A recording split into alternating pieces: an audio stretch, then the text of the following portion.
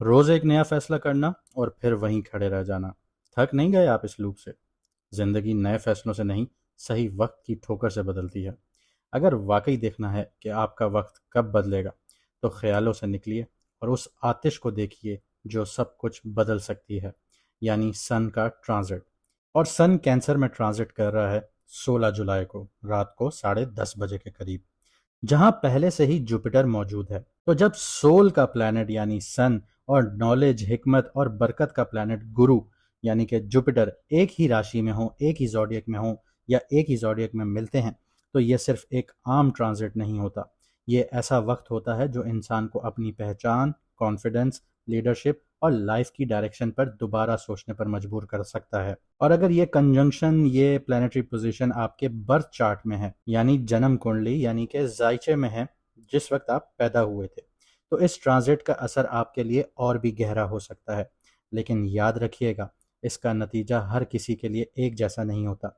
सब कुछ इस बात पर डिपेंड करता है कि यह ट्रांजिट आपके मून साइन से कौन से घर को एक्टिवेट कर रहा है और बाकी प्लैनेट्स के साथ किस तरह इंटरेक्ट कर रहा है। तो इस वीडियो में हम यही देखेंगे कि आपकी कुंडली में आपके मून साइन के हिसाब से ये दोनों कंजंक्शन जो हैं या ये दोनों जो प्लैनेट हैं, ये आपके कौन से घर को एक्टिवेट कर रहे हैं और इस कॉम्बिनेशन का आपके करियर, पैसों पर, रिलेशनशिप पर, हेल्थ पर, फ्यूचर पर डायरेक्ट या इनडायरेक्ट क्या असर आ रहा है।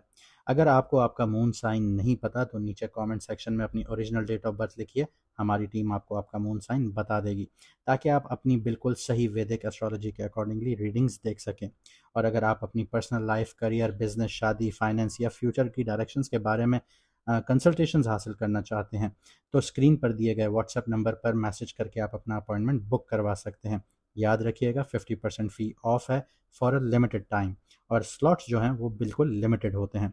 तो चलिए देखते हैं 16 जुलाई से लेके 17 अगस्त 2026 तक आपके लिए सन का ट्रांजिट क्या लेकर आता है। अब बात करते हैं कैप्रिकॉन वालों की। तो जैसे मैंने आपको बताया, 16 जुलाई के बाद सन जो है वो ट्रांजिट कर चुका होगा जिस वक्त आप लोग ये वीडियो देख रहे होंगे, आपके 7th हाउस में, जहाँ पे ऑलरेडी एग्जॉल्टेड जुपिटर बैठा हुआ है। ये ट्रांजिट आपकी ज़िंदगी में उन लोगों की अहमियत को बढ़ा सकता है जो आपके साथ चल रहे हैं, चाहे बात शादी की हो, बिजनेस पार्टनरशिप्स की हो, प्रोफेशनल कोलैबोरेशंस की हो। आने वाले हफ्तों में रिलेशनशिप सिर्फ सपोर्ट के ज़रिए नहीं, बल्कि ग्रोथ का सबब भी बनेंगे। अगर पिछले कुछ अरसे से आप हर फैसला अकेले लेने की कोशिश कर रहे थे या किसी इंपॉर्टेंट रिलेशनशिप में कम्युनिकेशन का गैप आ गया था, तो अब उस गैप को दूर करने का मौका मिल सकता है। एग्जॉल्टेड जुपिटर इस ट्रांजिट को मेच्योरिटी और अंडरस्टैंडिंग देना शुरू करेगा, जबकि जो सन है वो आपकी अपनी बात को कॉन्फिडेंस के साथ रखने की हिम्मत देगा। लेकिन याद रखिएगा कि इस दफ़ा सिर्फ बोलना काफ़ी नहीं होगा, सुनना भी उतना ही ज़रूरी होगा। इस ट्रांजिट की सबसे गहरी बात यह है कि सन और जुपिटर दोनों मिलकर आपके पहले घर को भी एक्टिवेट कर रहे हैं। इसका मतलब है कि दूसरों के साथ आपका रवैया आपकी अपनी पर्सनालिटी को रीशेप करेगा।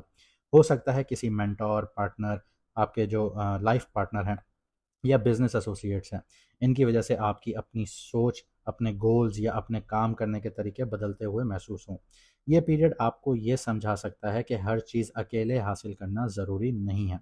जुपिटर की जो पांचवी नज़र है वो आपके 11th हाउस पर पड़ती है, यानी 11th हाउस आपका नेटवर्किंग, प्रोफेशनल सर्कल, इन्फ्लुएंशियल लोगों से मुलाकातें, आपकी ख्वाहिशात, लॉन्ग टर्म गोल्स के हवाले से अच्छी डेवलपमेंट्स दिखा रहा है।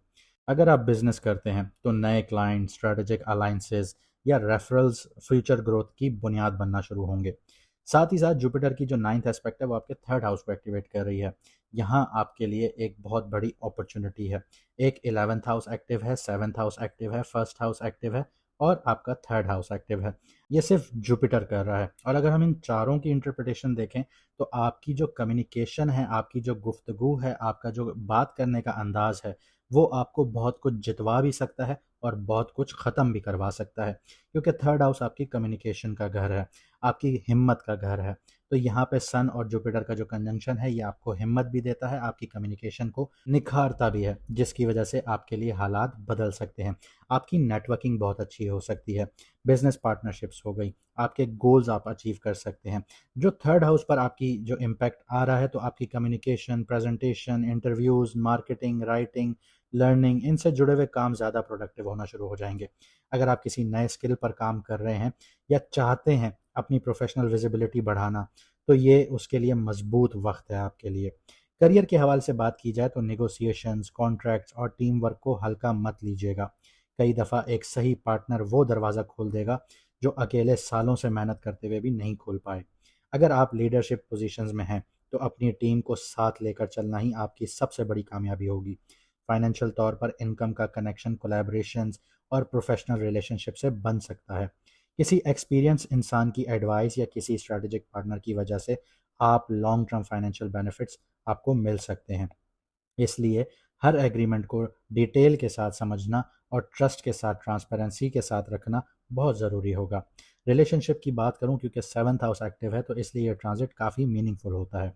जो लोग शादीशुदा हैं वो अपने पार्टनर के साथ फ्यूचर प्लानिंग पर फोकस कर सकते हैं इस टाइम पीरियड में, जबकि जो गैर शादीशुदा हैं, अनमैरिड हैं, उन लोगों के लिए अहम मुलाकात या सीरियस कमिटमेंट की बुनियादें अब बन सकती हैं।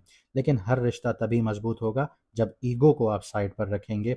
जहाँ म्यूचुअल रिस्पेक्ट होगी वहाँ पे आपका रिश्ता मजबूत होगा।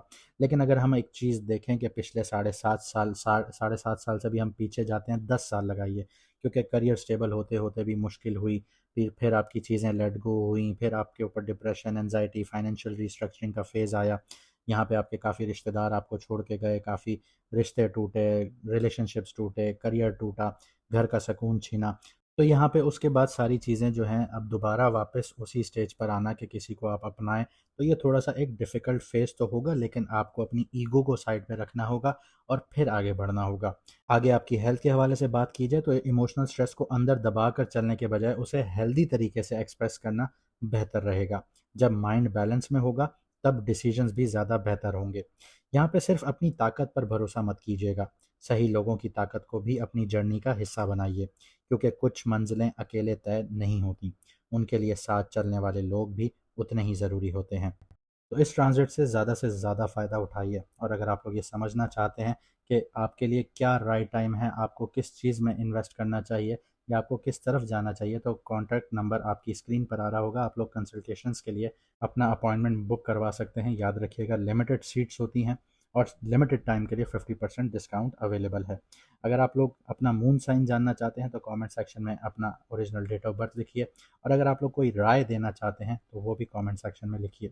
मुझे दीजिए यहाँ से इजाज़त, मिलते हैं अगली वीडियो में सितारों के सफ़र पर।